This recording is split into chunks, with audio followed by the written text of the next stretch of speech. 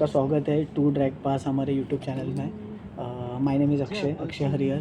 तो बेसिकली मैं डायरेक्टर अभी काम कर रहा हूँ। लिखना पढ़ना ये सब कुछ मेरे एक प्रोफेशन का भाग रहा है पहले से। I am a mass media graduate होने के बाद मैं तुरंत एज अ असिस्टेंट जॉब पे लग गया। एंड देन तब से मेरा 7 इयर्स का एक्सपीरियंस रहा है इस इंडस्ट्री में, जहाँ पे मैंने काफ़ी सारे स्क्रिप्चर्स, काफ़ी सारे रिसर्च का काम किया है। So I know little bit of our history, our culture. और आज हमारे साथ जुड़े हैं हमारे एकदम करीबी दोस्त अनुभव। चलो उनका इंट्रोडक्शन उन्हीं से ले लेते हैं। तो जैसा कि मेरे दोस्त ने कहा अभी कि मेरा नाम अनुभव है और मैं एक बाई प्रोफेशन एक इंजीनियर हूँ। इनफैक्ट मैं इस पे अभी और काम कर रहा हूँ और सीखने की कोशिश कर रहा हूँ। साइड बाय साइड मेरे को काफ़ी सारी चीज़ों में रिसर्च करना अपने धर्म के ऊपर काफ़ी पसंद है। नए नए स्टोरीज़ को जानना या किसी भी नए टॉपिक पे बातें करना मेरे को बहुत पसंद है। I am also very much interested in movies और साइंटिफिक चीज़ें हो जाए, जो भी आप ला दो मेरे को बहुत पसंद है और मैं घंटों तक इस बारे में बातें कर सकता हूँ अपने दोस्त के साथ। यस, तो चलो आज हम शुरू करते हैं कुछ ऐसे टॉपिक के बारे में जिस टॉपिक पे बहुत ज़्यादा हम लोग कह सकते हैं कि बहुत लोगों की अलग अलग आइडियोलॉजी बन चुकी है। अलग अलग लोग इस चीज़ को अलग अलग पर्सपेक्टिव से देखना चाहते हैं, पॉजिटिव वे से देखना चाहते हैं, या फिर आप कह सकते हैं बहुत बैलेंस तरीके से। इससे बहुत से उन्होंने एक अपना अलग से एक पर्सपेक्टिव बना दिया है और उस तरीके से वो लोग उनके फॉलोअर्स को डाइवर्ट करते हैं, या फिर हम कह सकते हैं नॉट इवन डाइवर्ट, हम कह सकते हैं कि अपने फॉलोअर्स को जो इंफॉर्मेशन देते हैं वो कितनी वैलिड होती है। इसके बारे में हम थोड़ी बात करना शुरू कर देते हैं अभी। So let's begin. आप अनुभव शुरू कर दो। जैसा कि मेरे दोस्त ने कहा अभी कि मतलब काफ़ी सारे ऐसे बड़े बड़े यूट्यूबर्स हैं और कंटेंट क्रिएटर्स हैं जो जिनकी ऑडियंस बहुत बड़ी है, उनकी ऑडियंस मिलियंस के भी ऊपर है, पर वो लोग जो मैसेज कन्वे कर रहे हैं अपने लोगों तक या अपने ऑडियंस तक, वो लोग क्या कर रहे हैं अपने ओपिनियंस डाले, या तो फैक्ट्स को उतना उठा के नहीं डालते। वो लोग क्या कर रहे हैं अपने ओपिनियंस पे और मिर्ची मसाला डाल के, कंट्रोवर्सी डाल के उस चीज़ को और बड़ा करने की कोशिश कर रहे हैं ताकि उनका पर्सनल ग्रोथ हो। वो लोग जनरल पब्लिक के अच्छे के लिए कोई काम नहीं कर रहे हैं। It's a very selfish point. हाँ, तो इसका एक क्लियरली हम लोग अभी जब बात कर रहे हैं हम बात ध्रुव राठे के बारे में कर रहे हैं। यहाँ पे मैं लोगों को बताना चाहूँगा। तो अब बताओ अनुभव ध्रुव राठे के बारे में, और फिर उसकी फिलोसॉफी, उसकी आइडियोलॉजी और जी। उसके जो फॉलोअर्स हैं किस प्रकार से चीज़ें चलती है यहाँ पे। तो ध्रुव राठे के बारे में अगर हम लोग बात करें तो फर्स्ट ऑफ ऑल मैं ये कहना चाहूँगा कि ध्रुव राठे की काफ़ी सारी चीज़ें हैं जो मुझे पसंद है, पर एक इंसान की हर चीज़ों के साथ हम लोग एक्सेप्ट नहीं कर सकते, हर चीज़ों के साथ हम लोग नहीं चल सकते। कुछ कुछ चीज़ें उसकी है जिसमें उसने पब्लिक अवेयरनेस के लिए काफ़ी कंट्रीब्यूशन दिया है, जैसे कि काफ़ी सारे पॉलिटिशियंस को एक्सपोज करना या काफ़ी सारे पॉलिटिकल एजेंडास को लोगों तक लाना ताकि वो उन चीज़ों की रियलिटी को समझ पाए। तो इस पॉइंट से देखा जाए तो मैं तो सपोर्ट करूँगा ध्रुव राठे को, पर कुछ कुछ चीज़ें हैं, जैसे फॉर एग्जांपल वो जब भी वीडियोस बनाता है अपने हिंदू धर्म को लेके या अपने वैदिक लिटरेचर को लेके, तब उसका जो पर्सपेक्टिव रहता है वो बहुत एक अलग टाइप का रहता है। वो खुद इंडियन होके उस चीज़ों की गहराई को नहीं समझता, वो उन चीज़ों को क्रिटिसाइज़ करने की बहुत ज़्यादा कोशिश करता है। बट इट्स ओके, ही उसका एक रैशनल माइंड है तो चीज़ों को रैशनल साइड से भी देखने की कोशिश करता है वो, उस चीज़ को मैं सपोर्ट करता हूँ। इनफैक्ट मैं अपने सारे ऑडियंस से यही कहना चाहूँगा कि हर चीज़ों को आप लोग एक रैशनल माइंड से देखो, पर रैशनल माइंड से देखना ये नहीं कि तुम अपना ही ओपिनियन या अपने ही कही हुई चीज़ें तुम लोगों के सामने रख दो और उसी को कहो कि यही हिंदू धर्म है। ये गलत है, क्योंकि ऑडियंस को ये जानना बहुत इम्पोर्टेंट है ऑडियंस के लिए कि जो हिंदुइज्म है और जो वैदिक कल्चर है वो बहुत वास्ट है। उसको ना एक यूट्यूब के वीडियो या दो यूट्यूब के वीडियो या 2-3 घंटे के यूट्यूब के वीडियो में वो नहीं आ सकती। लोगों के साल निकल जाते हैं, पूरी पूरी उम्र निकल जाती है, फिर भी वो लोग पूरी तरह से वेद को एनालाइज नहीं कर पाते। ऐसा काफ़ी लोगों ने ट्राई भी किया है पर पूरी तरह से सक्षम नहीं हो पाए। Correct 100% correct. यहाँ पे और एक चीज़ मैं ऐड करना चाहूँगा इस आपने जो बात कही उसमें, कि हमारा जो वैदिक कल्चर है, हमारा जो लिटरेचर, हमारे जो इतने सारे स्क्रिप्चर्स हैं, हमारे पुराण, हमारे ग्रंथ, हमारे हाँ, कंप्लीट जो स्क्रिप्चर्स, गीता, हमारे जितनी भी सारी स्क्रिप्चर्स रहे हिंदुइज्म में, वो इतने स्ट्रॉन्ग रहे लोगों ने इतना काम किया है उस पे और इतने उसमें लेयर्स है, उन लेयर्स को समझना भी उतना ही ज़रूरी है। और लोग क्या करते हैं फॉरेन फिलोसोफर्स के, या फिर आप कह सकते हो कि एग्जैक्टली इवन आप कह सकते हो कि जो फॉरेन के जो आर्टिकल्स है, उन सब आर्टिकल्स के बारे में सिर्फ पढ़ के ही अपना एक अलग राय बना लेते हैं, उस राय को ही पोर्ट्रे करते हैं बिल्कुल बिल्कुल ऐसे प्लेटफॉर्म पे जहाँ पे पता है कि उनके लाखों में करोड़ों में उनके फॉलोअर्स हैं, तो बिल्कुल उनके माइंड पे क्या इफेक्ट होता होगा। बिल्कुल। बहुत सी जगह पे मैंने ऐसा भी देखा है अनुभव, यू नो दैट कि कोई अगर नया कोई आता है अगर यूट्यूब हाँ, चलाने के लिए, या फिर यूट्यूब पे आता है कोई नया, हाँ तो चीज़ें इस तरीके से लॉजिकल दिखाई जाती है, चीज़ों को इस तरीके से एज अ प्रूफ दिखाया जाता है कि किसी का भी माइंड डाइवर्ट हो जाए। बिल्कुल लेकिन एग्जैक्टली उसके पीछे क्या है, एग्जैक्टली हमारे ग्रंथ, हमारे पुराण, हमारे स्क्रिप्चर्स क्या कहना चाहते हैं, बिल्कुल यहाँ तक वो लोग फिर एफर्ट्स नहीं ले पाते कि बिल्कुल। मैं जाके इसको पढूं। Yes yes. तो आपने जो बात कही वो तो बिल्कुल सही है। आपने अभी जो एम्फेसिस दिया वो पढ़ने पे दिया, और ये बहुत इम्पोर्टेंट है कि लोग पहले पढ़ें। लोग क्या करते हैं ना, कहीं से यूट्यूब का कोई वीडियो देख के आ जाते हैं, या किसी का यूट्यूब चैनल खोल लेते, एक दो वीडियो वो देख लेते, और उनको लगता है भाई मेरे को तो सब पता है, अरे ये तो कुछ इसको पता ही नहीं है। ये चीज़ आप लोग मत कीजिए, आप लोग पहले जानिए उन चीज़ों को। और ना ये वेस्टर्न साइंस और वेस्टर्न फिलोसॉफी के बारे में मैं बात करता हूँ, और ये जो ध्रुव राटे हैं, और ध्रुव राटे नहीं, ऐसे बहुत सारे और भी यूट्यूबर्स हैं छोटे लेवल पे, मीडियम लेवल पे, जो व्यूज़ निकालने के लिए ऐसी काफ़ी मतलब कोशिश करते हैं, मतलब ऐसे हिंदुइज्म को टारगेट करते हैं ताकि उनके व्यूज़ निकले, क्योंकि उनको पता है कि लोग ऐसे आएंगे उनके पास। अगर कुछ हिंदू रिलीजन देखे अगर आप डाल लो तो लोग आएंगे। लोग फैक्ट को नहीं समझते, लोग पढ़ना नहीं चाहते, लोग पहले देखेंगे कि भाई क्या कंट्रोवर्सी हो रही है, क्या मसाला छिड़का जा रहा है, फिर उस पर ही कमेंट करते हैं, और उनको लगता है वही वीडियो देख के कि मेरे को सब पता चल गया। ये बहुत ज़्यादा डेंजरस है। और रही बात वेस्टर्न फिलोसॉफी और वेस्टर्न साइंस की, अगर हम अपने इंडियन साइंस से वेस्टर्न साइंस को कंपेयर करें तो हमारा जो इंडियन साइंस है, it is way more complex and way much more old. काफ़ी सारी चीज़ें जो वैदिक साइंस में पहले दी गई है वो अभी साइंटिस्ट लोगों को रियलाइज़ हो रहा है। इनफैक्ट मैं आपको ना काफ़ी ऐसे एग्जांपल्स भी दे सकता हूँ, जैसे Einstein, Stephen Hawkings, and in fact की निकोला टेस्ला, ओपेनहाइमर, जिनके ऊपर अभी रिसेंटली मूवी भी निकली। ये सारे हमारे वेद और ग्रंथों को पढ़ते थे और उनके ओरिजिनल एसेंस में पढ़ते थे, जैसे संस्कृत। आप सुन के हरियर भाई बहुत ज़्यादा फैसिनेट हो जाओगे, जो ओपेनहाइमर साइंटिस्ट रह चुके हैं, उन्होंने खुद ना 3-4 महीने से संस्कृत सीखी है, फिर जाके उन्होंने संस्कृत में ही गीता पढ़ी है। ऐसा नहीं कि उन्होंने कोई इंग्लिश वर्जन पढ़ा है। सो बाहर के लोग हमारे एसेंस को ज़्यादा समझ रहे, पर हमारे भारत के जो लोग हैं वो खुद ही जो प्रॉपर एसेंस है उसको नहीं समझ पा रहे। यही डिफरेंस है ऑडियंस में। इंडियन लोगों को मसाला कंट्रोवर्सी चाहिए, फॉरेन के लोगों को नॉलेज ज़्यादा चाहिए। पर जो रियल इंडियन नॉलेज है, जो रियल इंडियन वैदिक एजुकेशन है, इट्स इटर्नल। और इस जो रियल इंडियन डिस्कवरी है, ये मतलब इतनी पुरानी है और इतनी टाइमलेस है कि उस चीज़ को कभी वेस्ट की साइंस छू भी नहीं सकती। ये बात मैं दावे के साथ कह सकता हूँ। I completely agree. इवन मुझे जहाँ तक लगता है कि हमारे जो हिंदू हमारे जो स्क्रिप्चर्स रहे हैं, उनको समझने के लिए हमें उसकी गहराई में उतरना पड़ेगा, उसके बारे में जानना पड़ेगा, उसके बारे में वार्तालाप करनी पड़ेगी, काफ़ी सारे लोगों से डिबेट करनी पड़ सकती है। बिल्कुल काफ़ी लेयर्स है इसमें, काफ़ी लेयर्स। चलो हम छोटी बातें इससे ओपन करते हैं, थोड़ा सा देखते हैं क्या हम एग्जैक्टली हमारे ऑडियंस के लिए इस पॉडकास्ट में लाएं।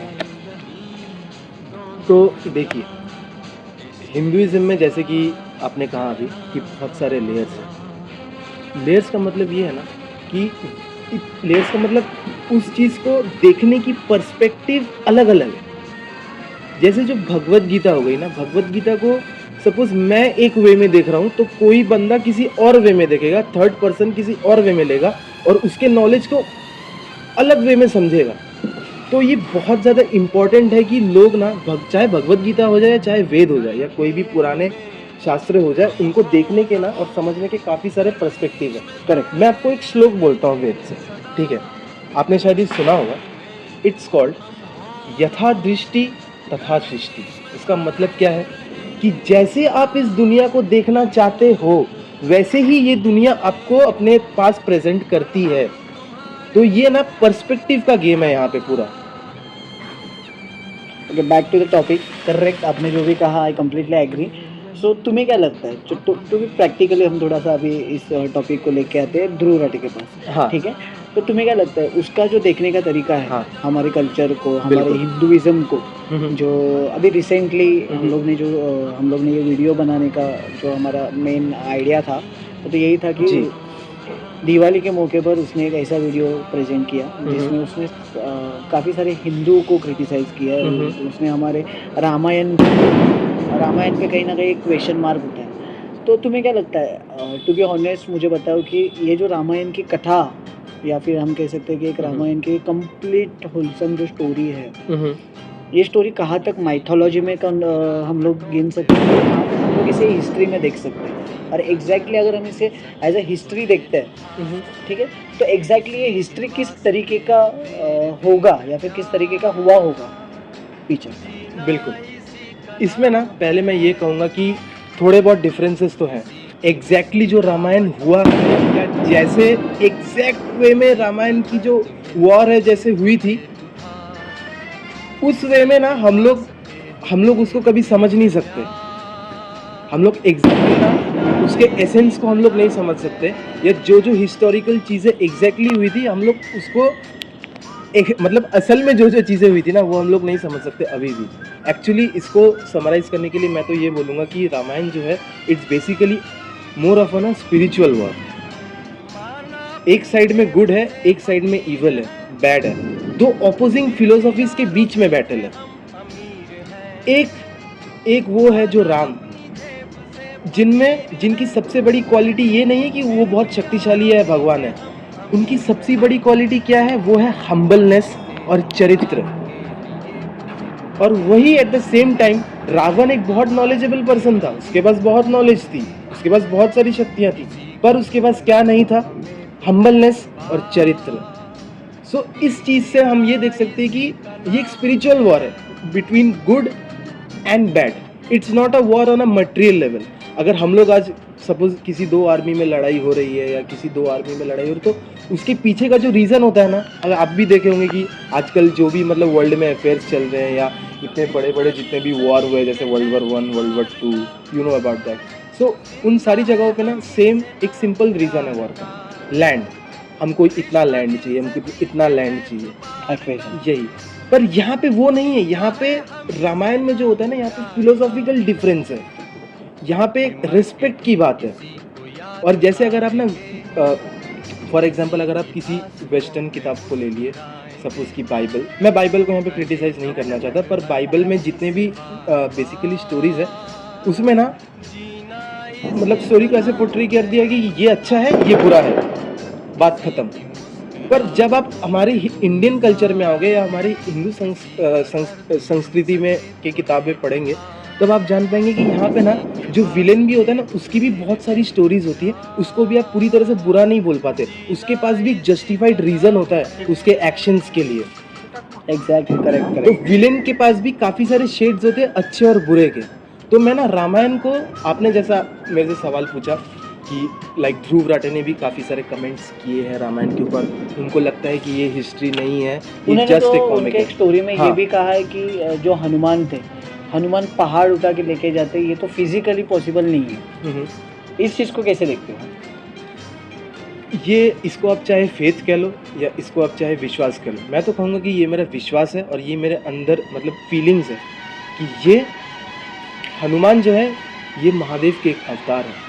उनके लिए कुछ भी पॉसिबल है, वो पूरे पृथ्वी को निगल सकते हैं। पर इसको ध्रुव राठे अपने लॉजिकल और इलॉजिकल पॉइंट ऑफ व्यू से उस चीज़ को देखने की कोशिश करेगा। तो ये चीज़ क्यों हो रही है पता है? ये चीज़ ना इसमें मैं ध्रुव राठे का भी मैं 100% फॉल्ट नहीं दूँगा। ये एक्चुअली ध्रुव राठे ने भी जहाँ से रिसर्च किया है, इन कंटेंट के ऊपर रिसर्च किया है, these are all western based किताब, सारे वेस्टर्नाइज्ड वर्जन्स है। इसको ना और गहराई में समझने के लिए हम लोग को ना इंडिया के थोड़ी रीसेंट हिस्ट्री में जाना पड़ेगा। जब ब्रिटिश लोग आए थे, जब मुग़ल आए थे, इन लोगों ने काफ़ी इन्वेजन्स किए।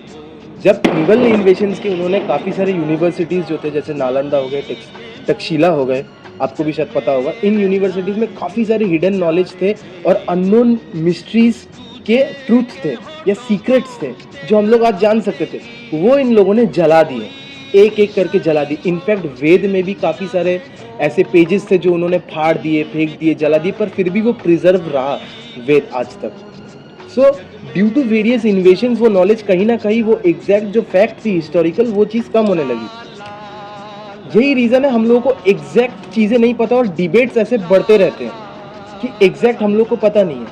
तो हम लोगों का रिएक्शन इसमें क्या होना चाहिए कि भाई जिस चीज़ में हम लोग को पूरी नॉलेज नहीं, उस चीज़ को हम लोग क्यों कमेंट करें? Why don't we accept it as fact?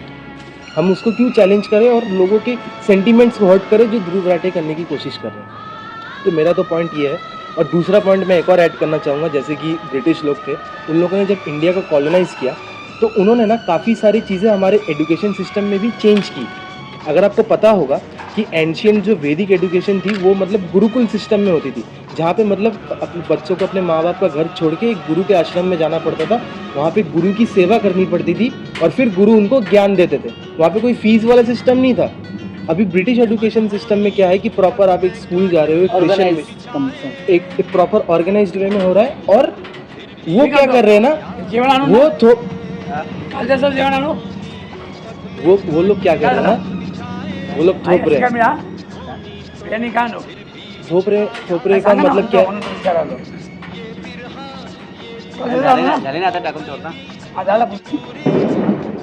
So I am really sorry guys, थोड़े से टेक्निकल ग्लिचेस की वजह से हम लोग को कुछ देर के लिए पॉज करना पड़ा। सो हम लोग अपना पॉइंट रख रहे थे कि ध्रुव राठे कहाँ उसने अपने पर्सपेक्टिव या उसके आइडियोलॉजी में क्या गलत है।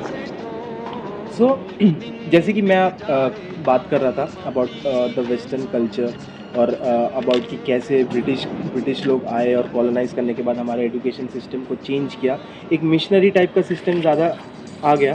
सो ध्रुव राठे क्या है ना, he is also a product of this complete British education system. और उसको क्या लगता है ना कि ये जो ब्रिटिश वे ऑफ थिंकिंग है और ये जो वेस्टर्न टाइप ऑफ थिंकिंग है और वेस्टर्न पॉइंट ऑफ व्यू से वो हमारे संस्कृति को देख रहा है, उसका जो नज़रिया है वो वेस्ट वाला है। इसलिए वो जो रियल जो एसेंस है रामायण और महाभारत को उसको नहीं समझ पा रहा है। रियल एसेंस को समझने के लिए आपको उन किताबों के ओरिजिनल वर्जन संस्कृत में पढ़नी पड़ेंगी, और with an open mind and an open heart as well you have to read them, then you will understand the essence. ना कि ये भाई बनी बनाई चीज़ें फॉरेन की जो मिस इंटरप्रेटेड होते हुए आ रही हैं, वैसे नहीं कर सकते आप। करेक्ट है, आई कम्प्लीटली एग्री, अनुभव, नो डाउट। इवन मैं एक चीज़ इसमें ऐड करना चाहूँगा कि जितना देखो ध्रुव राठे का, जहाँ तक मैंने देखा है, लॉजिकली बहुत ज़्यादा उसकी बातें होती है, उसकी बातें ज़्यादा न्यूट्रल करने की वो कोशिश करता है, बल्कि हालांकि ऐसी होती नहीं है, कुछ हद तक कर। उसकी बातें न्यूट्रल क्यों नहीं हो पाती पता है? वो न्यूट्रल होने का कोशिश करता है और ऑडियंस में भी ना एक ऐसा फेस दिखाता है कि देखो भाई मैं न्यूट्रल हूँ, मैं किसी के साइड से नहीं हूँ। पर अगर आपने उसकी वीडियोस आप पहले से देख रहे होंगे तो आपने ये चीज़ देखी होगी कि उसने जब भी इस्लाम या क्रिश्चियनिटी के ऊपर कुछ भी वीडियोस बनाता है या मोनोएथिज्म के ऊपर जब वीडियोस बनाता है वो, तो उसमें ना वो बहुत एक ओपन पर्सपेक्टिव रखता है, उसको क्रिटिसाइज नहीं करता, वो जैसा है उसको वैसे ही उस वे में वो पोर्ट्रे करता है, उसको वो कभी क्रिटिसाइज वाले नज़र से नहीं देखता। पर वो खुद इंडियन होके और ऊपर से हिंदू होके वो खुद के कल्चर को जब वो रखता है तो वो ना उसको क्रिटिकल नज़र से देखता है, और उसके जो नेगेटिव साइड है उस नेगेटिव साइड को ज़्यादा बाहर आता है। भाई तुम उसके अच्छी साइड को भी देखो, उसके अंदर जो ज्ञान है उसको भी बाहर लाओ, जो टाइमलेसनेस विजडम है काफ़ी, जैसे कि मैंने आपको कुछ देर पहले कहा यथा दृष्टि तथा सृष्टि, ऐसे काफ़ी सारे विजडम है। इन चीज़ों को दूसरों तक लाओ, ऑडियंस तक लाओ, ये वो नहीं करेगा। This is the thing I am against. अगर तुमको एक रैशनल और एक लॉजिकल इंसान बनना ही है तो एक चीज़ के खराब साइड को भी दिखाओ और अच्छी साइड को भी दिखाओ। तुम तो बस खराब को ही दिखा रहे हो, और जब तुम क्रिश्चियनिटी और इस्लाम की बात कर रहे हो तब उसमें तुम उतना कुछ डाल नहीं रहे हो, सेफ साइडेड प्ले कर रहे हो। So why this hypocrisy bro? Correct Anubhav. तो back to the topic. Yes, ये जो स्पिरिचुअल वॉर था, इसके बारे में आप क्या बताओगे? Spiritual war means physically exist करते थे हमारे रामायण के जितने भी पात्र रहे, हमारे रामायण के जितने भी जो हमारे कैरेक्टर्स रहे वो फिजिकली अर्थ पे थे और अर्थ पे उन्होंने ऐसा वॉर किया एंड देन उनके पास अलग अलग शस्त्र थे, उस शस्त्र से एक दूसरे को मारते थे। तो what is this exactly? It is a just tales और इट इज़ जस्ट माइथोलॉजी और इट इज़ अ हिस्ट्री? ये इसमें ना मैं एक ओपन आंसर दूंगा। कुछ लोगों को ये पसंद आएगा या कुछ लोगों को पसंद नहीं आएगा, I don't care. Let me just tell, इसको देखने के ना बहुत सारे वे, जैसे कि मैंने कहा कि हमारे वेद को देखने के काफ़ी सारे वे, इस रामायण के बैटल को भी देखने के ना काफ़ी सारे वे हैं। ये लोग फिजिकली ऑब्वियसली एग्जिस्ट करते थे, ये चीज़ हैपन हुआ है, बट वो लोग एक डिवाइन बीइंग से, रावण भी एक स्पिरिचुअल था, he was also spiritual person but in a negative way.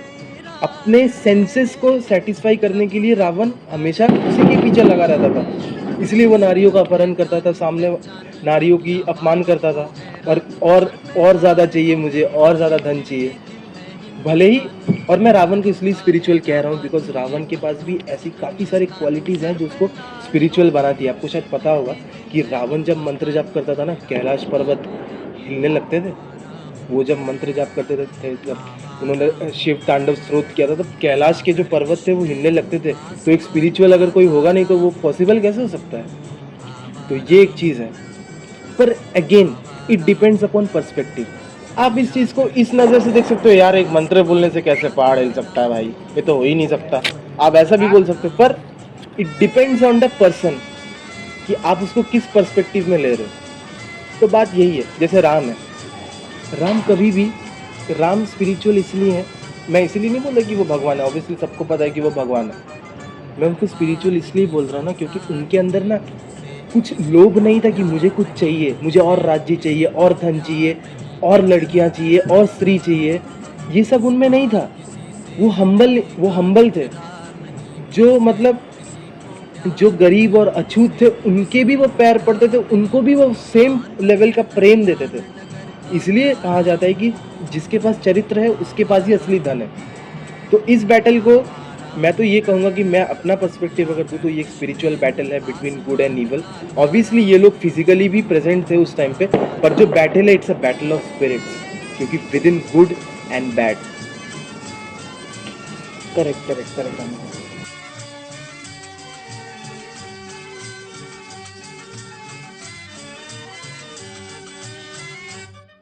आबाद नहीं बर्बाद सही, गाता हूँ खुशी के गीत मगर गाता हूँ